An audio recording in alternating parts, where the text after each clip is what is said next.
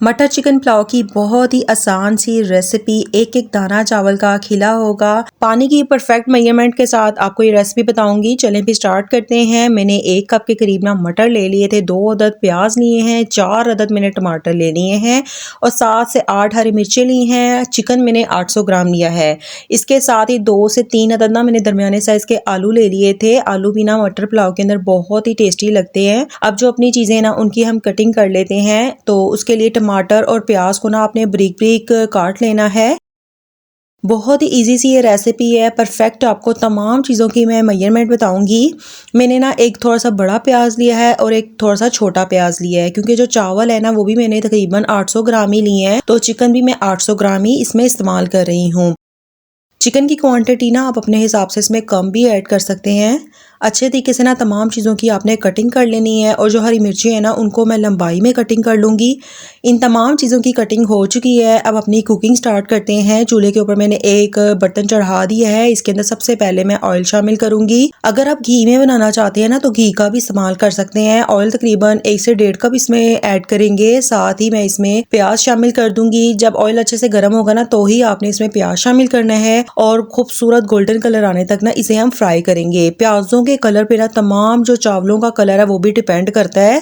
तो बस इससे ज़्यादा आपने प्याज को ना कलर नहीं देना है। इसमें ना आप साबुत खड़े मसाले ऐड करेंगे, जिसमें 2 तेज पत्ता है, 1 बादियान का फूल है, 1 दालचीनी का टुकड़ा है, जीरा है 1 खाने का चम्मच, लौंग और काली मिर्चें हैं साबुत। इनको अच्छे तरीके से ना ऑयल के अंदर कड़कड़ा लेंगे। इससे ना फ्लेवर बहुत अच्छा आता है। इसके बाद मैं लहसुन अदरक का पेस्ट शामिल कर दूंगी, 2 खाने के चम्मच। लहसुन अदरक के पेस्ट को ना आपने अच्छे से भून लेना है, ताकि जो इसका कच्चापन और जो इसकी एक स्मेल होती है ना वो अच्छे तरीके से खत्म हो जाए। 1 से 2 मिनट के लिए मैं इसे फ्राई करूंगी। इसके बाद ना मैं चिकन इसमें ऐड कर दूंगी। चिकन को ना मैंने बहुत अच्छे से वॉश करके ना अच्छे तरीके से ड्राई कर लिया था। इसमें बिल्कुल भी पानी नहीं होना चाहिए। और ये देखें, लहसुन अदरक के पेस्ट की भी ना अच्छे से भुनाई हो चुकी है। अब मैं इसमें चिकन शामिल करूंगी और उसको भी अच्छे तरीके से फ्राई कर लेंगे कि उसका ना हल्का सा कलर चेंज हो जाए। अच्छा, अक्सर लोग ना बहुत ज़्यादा शिकायत करते हैं कि हमारा जो चिकन है ना वो बहुत ज़्यादा हार्ड हो गया है। जब हम चावल खाते हैं तो रबड़ की तरह ना मुंह में चिकन घुलता रहता है।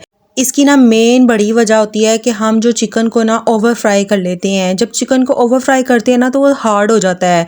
तो बस चिकन को इतना फ्राई करना होता है कि उसका ना हल्का सा कलर चेंज हो जाए।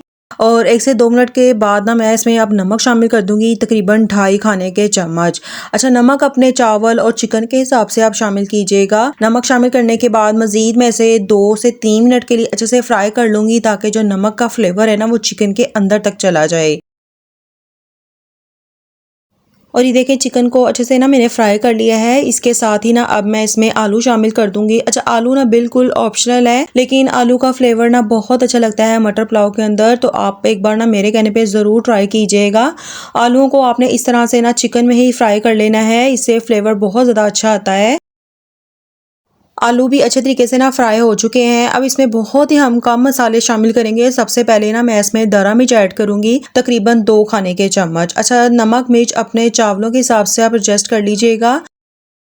अच्छा, मैं जो मटर पुलाव बनाती हूँ ना थोड़ा सा मसालेदार बनाती हूँ, ताकि खाने में थोड़ा सा मज़ा आए। और सर्दियों में ना अक्सर दिल करता है चटपटे खाने खाने का, तो बस मैंने इसीलिए दरा मिर्च थोड़ी सी ज़्यादा ऐड की है। साथ ही ना बिरयानी मसाला ऐड कर देंगे, 2 खाने के चम्मच मैंने भरकर ऐड किया है। बिरयानी मसाला बिल्कुल ऑप्शनल है, अगर आप नहीं डालना चाहते तो आप ना डालिएगा, लेकिन इससे फ्लेवर बहुत ज़्यादा अच्छा आता है। तो साथ ही मैंने जो टमाटर और हरी मिर्चें कटिंग की थी ना वो भी शामिल कर दी हैं। इसके बाद ना 2 खाने के चम्मच क्रश कोरिएंडर, दरदरा पिसा हुआ ना सूखा धनिया लिया था मैंने और उसको शामिल कर दिया है। साथ ही इमली शामिल कर दूंगी, 2 खाने के चम्मच। इमली से ना बहुत ही चटपटा सा टेस्ट आता है। इमली शामिल करने के बाद अच्छे से आपने इसे मिक्स करना है, ताकि जो मसालों का कच्चापन है ना वो खत्म हो जाए। 1 से 2 मिनट के लिए आपने इसे फ्राई कर लेना है। इसके बाद मैं इसमें थोड़ा सा पानी शामिल करूंगी, ताकि जो मसाले हैं वो जले ना और ना ही पैंदे पे चिपके। पानी शामिल करने के बाद इसे 1 से 2 मिनट के लिए अच्छे से फ्राई कर लेंगे। इसके साथ ही मैं इसमें मटर शामिल कर दूंगी, ताकि मटरों की भी हल्की सी भुनाई हो जाए। मटर शामिल करने के बाद 1 से 2 मिनट के लिए इसे भून लेंगे और फिर हम अपने चिकन को ना ढककर 15 से 20 मिनट के लिए ना गलने के लिए रख देंगे, ताकि जो चिकन और जो मटर है ना वो अच्छे तरीके से गल जाए। अगर आपको मेरी रेसिपी थोड़ी सी भी अच्छी लगे तो जल्दी से लाइक और शेयर कर दें, और अगर आप मेरे चैनल पे न्यू हैं तो सब्सक्राइब करना तो बिल्कुल ना भूलिएगा। सब्सक्राइब करना बिल्कुल ही फ्री होता है, इससे मेरी न्यू आने वाली रेसिपी सबसे पहले आपको मिलेगी।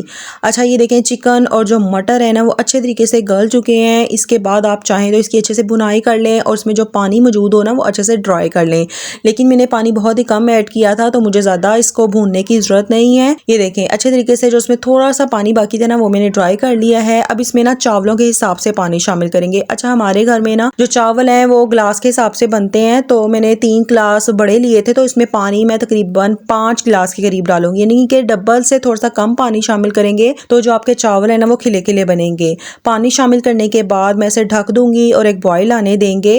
और ये देखें पानी अच्छे तरीके से ना उबलना शुरू हो गया है। अब इसमें चावल शामिल कर देंगे। चावलों को ना मैंने 40 से 45 मिनट के लिए अच्छे से भिगो दिया था। चावलों को पहले अच्छे से साफ़ कीजिएगा, फिर बहुत अच्छे तरीके से इसे धोना है आपने 2 से 3 पानी के अंदर, फिर इसे भिगो के रख देंगे। तमाम चावलों को ना मैंने शामिल कर दिया है। हल्का सा इसे चम्मच चलाएंगे और ढक कर ना तमाम पानी को ड्राई होने देंगे। फ्लेम आपने ना मीडियम टू लो ही रखनी है।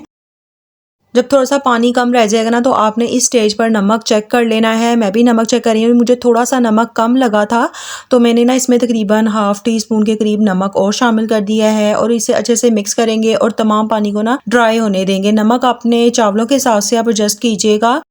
और ये देखिए तमाम पानी अच्छे से ड्राई हो गया है, तो मैं इसको किसी भी पोने या कपड़े से ना दम दे दूंगी। तकरीबन 15 मिनट के लिए मैं इसे दम दूंगी।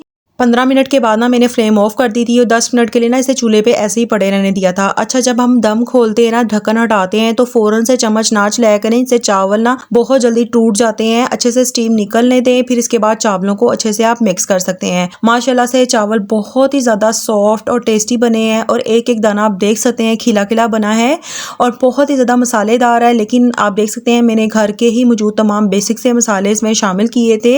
अगर आपको ये मेरी रेसिपी थोड़ी सी भी अच्छी लगी है तो जल्दी से लाइक और शेयर कर दें, और अगर आप मेरे चैनल पे न्यू हैं तो सब्सक्राइब करना तो बिल्कुल ना भूलिएगा। और माशाल्लाह से जो हमारा मटर पुलाव है ना वो बहुत ही टेस्टी बना है। आप इसे सलाद और रायते के साथ सर्व करें। पुलाव की ये रेसिपी बड़ों को क्या बच्चों को भी बहुत ज़्यादा पसंद आएगी। आप इसे किसी भी दावत पर या डिनर पर ज़रूर ट्राई करें और मुझे फीडबैक दें। मिलते हैं किसी नई रेसिपी के साथ, तब तक अपना बहुत ख्याल रखिएगा। अल्लाह हाफिज़।